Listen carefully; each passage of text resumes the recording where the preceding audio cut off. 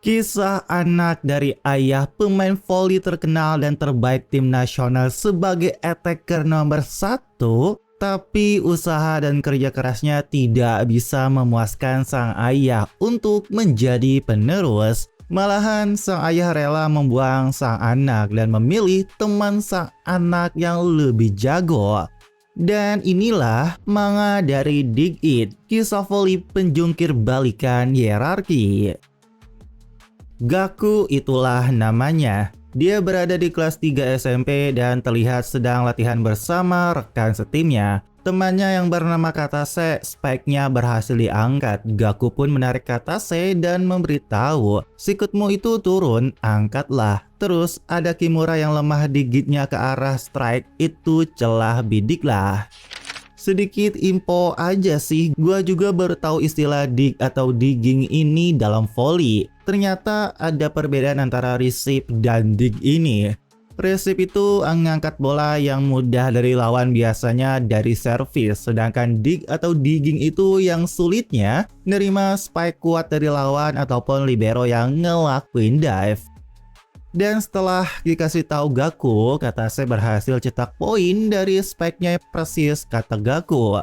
Namun setelah itu, saat bola ke setter timnya, ada Katase teriak minta bola, tapi setter memilih Gaku. Namun spike Gaku malah kena blok dan Gaku berkata dalam hatinya, selalu aku yang merusaknya. Habis itu para junior malah ngatain Gaku kenapa dia jadi posisi S, soalnya dia anak pelatih Sisia, padahal Katase lebih baik. Bahkan ada guru atau mungkin pelatih yang datang neriakin Gaku buat belajar lagi soal spek ke ayahnya. Namun Gaku hanya menjawab iya dan langsung memalingkan wajahnya. Dan setelah itu ternyata ayah Gaku datang bernama Sisia tadi. Ayah Gaku udah pensiun setahun lalu dan pelatih nawarin ke ayah Gaku buat jadi pelatih timnya. Bahkan ternyata mereka masuk best four. Sisia-san menjawab tertarik aja soal pembinaan pemain, tapi sayangnya kita nggak tahu apa yang dia katakan. Gaku sendiri terlihat terus melakukan spike, namun dia merasa nggak selalu pas. Dia pun menghampiri ayahnya, yang dimana ayahnya langsung memberikan arahan cara spike. Lompatlah setegak mungkin ke atas dan tangkap bolanya dengan inti tubuhmu. Terakhir, ayunkan lengan sekuat tenaga. Ayahnya memberi arahan dan ceramah juga. Waktu seusiamu dulu, aku selalu berpikir, bola di depanku, aku yang harus menanggungnya. Seorang pria yang akan jadi tumpuan serangan di masa depan, ngapain menunduk di tempat seperti ini? Akan tetapi, pas ayahnya memberi arahan, tiba-tiba bola sangat kencang ke arahnya. Hal itu membuat Sisia-san terkejut dan ternyata itu ulah Noboru. Noboru nggak sengaja dan minta maaf, namun ayah Gaku malah jadi tertarik dan memberi nasihat spike yang baik dan minta Noboru lakuin sekali lagi. Sebelum memukul, jangan lupa buka dada, terus tarik dagu ikuti bola dengan mata. Noboru sangat senang dikasih arahan langsung sama mantan S nomor 1 Jepang. Dia pun melakukan sekali lagi dengan arahan si Sisia-san tadi, dan hasilnya spike menghantam ke bawah yang gila dari Noboru terjadi. Namun yang ironisnya adalah Gaku melihat ke arah wajah sang ayah, yang dimana ayahnya malah sangat senang banget. Sangat berbeda ke dirinya sendiri, apalagi ekspresi Gaku sendiri beneran tergambarkan banget di panel ini. Setelah pulang, ternyata Gaku melakukan latihan di rumah, yang dimana dia menurut instruksi ayahnya ke Noboru sebelumnya. Tapi Gaku nggak bisa-bisa, rasanya tuh nggak pas, bahkan dia memilih mukul dengan langkah yang lain. Setelah itu ternyata Gaku menulis, tulisannya itu cari langkah spek gimana dia yang lebih baik. Bahkan habis makan, Gaku langsung pergi latihan spek lagi. Tapi tetap saja Gaku pikir nggak maksimal, bahkan tangannya udah beneran kapalan, apapun itu semua gara-gara spike. Lalu ketika ayahnya pulang, ibu Gaku langsung memberitahu bahwa Gaku masih latihan. Namun entah kenapa sang ayah jawabannya itu kayak terpaksa banget bakal lihat Gaku. Ayahnya datang dan bertanya kondisi Gaku. Lalu Gaku bilang gak buruk, bagian buruk waktu spek itu semuanya sudah diperbaiki. Ayahnya lalu pengen lihat dan nyuruh Gaku lakuin. Tapi ekspresi sang ayah datar banget. Bahkan ia kayak gak ada ekspresi. Cuma ngomong oh iya gitu doang. Setelah semua itu, Gaku terus melakukan spike di klub bahkan setelah pulang ke rumah masih latihan. Akan tetapi, tiba-tiba dia mendengar sang ibu teriak kencang. Bukankah ini aneh? Ternyata ayah Gaku malah ngajak Noboru dan melatihnya. Tentu saja dong ibu Gaku teriak dan marah. Harusnya kan normalnya lihat anak sendiri dulu, kamu itu kan ayahnya. Tapi ayahnya menggebrak meja dan berkata, bakat yang bahkan dirinya sendiri belum sadar, tapi setelah bertemu Noboru, semuanya jadi jelas inilah yang harus kulakukan. Bakat itu bukan muncul di tengah jalan dan tidak dimiliki semua orang. Anak seperti itu yang dibutuhkan untuk masa depan voli Jepang. Bahkan gilanya, ayah Gaku bilang, aku akan membesarkan Noboru menjadi attacker nomor 1 di Jepang. Tentu saja ibu Gaku marah, terus Gaku gimana? Dan ayahnya malah bilang, Gaku cukup berusaha di hal lain. Ini sih cukup gelap, soalnya di sini Gaku teringat ketika kecil pegang bola voli ingin seperti ayahnya. Bahkan ayahnya saat itu tersenyum ke Gaku dan bilang, kamu akan jadi attacker nomor 1 di Jepang. Tapi ya ironisnya sekarang ayahnya malah berkata begitu. Seketika Gaku tuh kayak ngeberontak, bahkan semarah-marahnya dia mengepal tangannya sampai berdarah. Lalu dia berkata, aku main voli demi diriku sendiri. Aku membuktikan sendiri batas kemampuanku sebagai seorang attacker. Aku bebas. Nah, ibu Gaku yang sangat marah dia membuka pintu. Tapi dia shock terkejut karena Gaku mendengar semua percakapan ibu dan ayahnya. Yang gue terima kasih banget tuh sama ibu Gaku karena beliau langsung narik Gaku buat pergi keluar dari rumah itu. Sang ibu membawa Gaku ke kafe dan memberitahu Gaku mau nggak pindah ke Shizuoka setelah SMP ke tempat nenek Gaku. Ibu nggak bisa ngajarin voli tapi ibu bisa mendukungmu. Dan Gaku sendiri ya emang udah tahu sebelum ayahnya bilang begitu. Gaku nggak benci, namun dia udah nggak akan ikut si dia atau ayahnya lagi karena Gaku beneran udah nggak nyebut ayahnya itu sebagai ayah.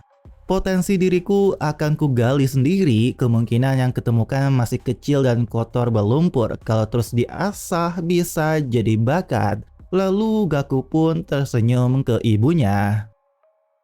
Dan setelah itu, Gaku terus berlatih di klub SMP-nya, ditemani sahabatnya Katase yang menemaninya latihan awal sejak musim panas. Nah, saat itu mereka latihan spike dan receive, dan tentu saja spike dari Noboru kenceng banget. Namun entah kenapa, Gaku terus diam dan melihat pemain yang melakukan spike. Dan saat gilirannya tiba menerima spike, tatapan Gaku badas banget karena yang spike adalah si Noboru. Yang gilanya lagi, si Gaku ini terus berpikir dalam kepalanya. Sejak spek dipukul sampai bola menyentuh lantai sekitar 0,4 detik. Setelah melihat lintasan bola, melangkah satu langkah saja tidak akan sempat. Kalau begitu, dari awal bersiap satu langkah lebih depan. Yang dimana gokil banget spike Noboru yang kencang berhasil Gaku terima dan naikkan. Gak cuma itu, gilanya bola tepat jatuh di tengah dan masuk ke ranjang. Yang artinya itu tepat banget jatuh ke posisi setter. Katase yang melihat Gaku berhasil pun dia tersenyum dan langsung lari ke Gaku. Sedangkan si Noboru hanya diam melihat. Nah, setelah latihan selesai, semua anak kelas 3 kumpul dan pelatih bertanya karena hari ini latihan terakhir tahun ini berikan kata masing-masing. Yang dimana Noboru berkata, setelah bertemu seseorang, aku jadi jauh lebih percaya diri. Aku menemukan tempatku dan tujuanku. Aku di masa depan akan jadi attacker nomor 1 di Jepang. Memang anjing sih si Noboru ini membuat Gaku bahkan harus nahan rasa kesalnya. Dan yang paling mengejutkan, Gaku berkata, aku jadi attacker karena pengaruh ayahku, tapi sekarang aku tidak akan melakukannya lagi. Karena berada di sini membuatku menemukan apa yang harus kulakukan. Tidak akan kalah dari attacker manapun, karena badasnya Gaku bilang, aku akan menjadi libero nomor 1 di dunia. Semuanya tentu terkejut dan terlihat Gaku dan Noboru saling tatap tajam. Setelah semua itu, semua orang pergi kecuali Noboru dan Gaku.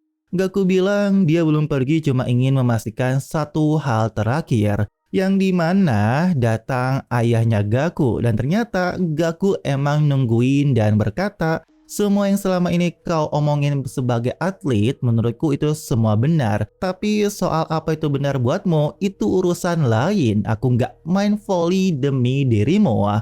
Dan yang badasnya, Gaku ternyata ngajak duel antara aku bertanding lah. Ini sih epic banget, semacam balas dendam, tapi Gaku lebih pengen ngebuktiin dan ngancurin hierarki ayahnya. Ayahnya pun meladeni dan minta Noboru yang memberi bola. Namun spike pertama, Gaku beneran gak beraksi karena beneran kencang banget. Dan untuk bola kedua, Gaku terlihat berhasil menyentuh tapi gagal. Gaku sendiri sadar bolanya kencang banget. Bahkan bola ketiga dia beneran telat bereaksi. Dan saat ingin bola keempat, Gaku berpikir harus melangkah satu langkah lebih dulu, lebih cepat dari Spike. Yang dimana gokilnya gambaran Gaku serem banget. Dia membaca Spike namun menerima dengan mukanya langsung, bahkan hidungnya sampai berdarah. Ayahnya lalu bilang buat Gaku berhenti saja karena nggak bisa. Tapi Gaku seperti sadar sesuatu soal timing yang tadi. Dia pun berdiri dan minta sekali lagi, yang berikutnya pasti akan aku angkat. Meskipun Gaku beneran nggak bisa dengar karena efek benturan bola tadi ke mukanya. Dan setelah itu, Gaku beneran berpikir dalam kepalanya. Kalau di akhir mengayunkan lengan sekuat tenaga untuk memukul Spike yang memantul dari titik berat, jatuhnya harus sedekat mungkin tepat di bawah. Tangkap bola di depan tubuh, tepat di depan mata, resep hantamkan bola. Yang dimana Gaku udah bersiap sebelum Spike dilakukan. Dan gilanya Gaku nggak melakukan resep, melainkan dia berniat melakukan dive buat menghentikan Spike mantan nomor 1 attacker Jepang. Dan gilanya itu beneran berhasil karena bola berhasil dinaikkan. Dan gak hanya itu, lagi-lagi bola yang Gaku naikkan jatuh tepat di posisi tengah buat setter. Gaku beneran gila sih, dia sampai berdarah dan berkata, entah dia timnas Jepang atau seorang es, walau jatuh ke lantai itu tidak jadi poin. Sekuat apapun Spike yang dipukul, kalian para attacker sampai ketakutan dan tidak berani mukul, akan ku angkat semuanya. Bisa dibilang itu perpisahan yang epic banget sih yang Gaku buat, karena setelah lulus, Gaku pergi ke Shizuoka bersama ibunya tinggal di rumah nenek dan kakeknya. Sebelum berangkat ke sekolah, Gaku pun berterima kasih kepada sang ibu karena sudah marah demi dirinya waktu itu. Nah, kita ke sekolah baru Gaku, di mana terlihat ada pria ikemen dan ada para senpai yang sibuk naruh selembaran kertas. Lalu ada satu orang lagi muncul. Sepertinya dalam in-frame ini mereka bakal ketemu lagi. Tentu saja mungkin dalam klub volley, karena mulai hari ini Gaku akan memulai volley barunya sendiri.